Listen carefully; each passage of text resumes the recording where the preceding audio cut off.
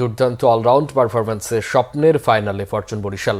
মিরপুরে প্রথম কোয়ালিফায়ারে চিটাগাং কিংসকে ৯ উইকেটে উড়িয়ে টানা দ্বিতীয় ফাইনালে বরিশাল। প্রথমে ব্যাটিং করে শামীম হোসেনের ৭৯ রানের ইনিংসের পরও ৯ উইকেটে ১৪৯ রানে থামে চিটাগাং। জবাবে তাওহিদ হৃদয়ের অপরাজিত অনবদ্য ৮২ রানে ফাইনাল নিশ্চিত করে বরিশাল।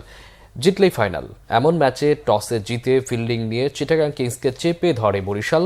প্রথম বলেই বাউন্ডারি মেরে ইনিংসের সূচনা করা চিটাগাং ওপেনার খাজা নাফেকে দ্বিতীয় বলেই বোল্ড করে দারুণ কামব্যাক কাইল মার্সের।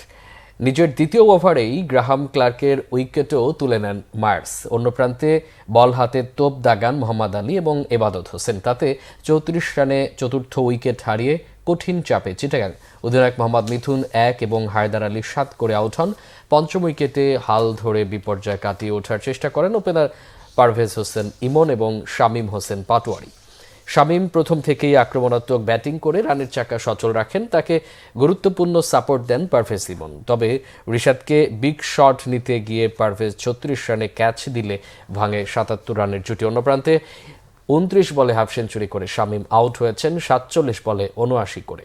বরিশালের পেসার মোহাম্মদ আলী ১৯তম ওভারেই ৪ উইকেট নেন। সব মিলিয়ে ২৪ রানে নিয়েছেন ৫ উইকেট। জবাবে তামিম ইকবাল ২৯ করে খালেদ আহমেদের শিকার হলেও তাহিদ হৃদয়ের ৫৬ বলে অপরাজিত ৮২ এবং ডেভিড মালানের অপরাজিত ৩৪ রানে দুর্দান্ত পারফরম্যান্সে ফাইনালে বরিশাল।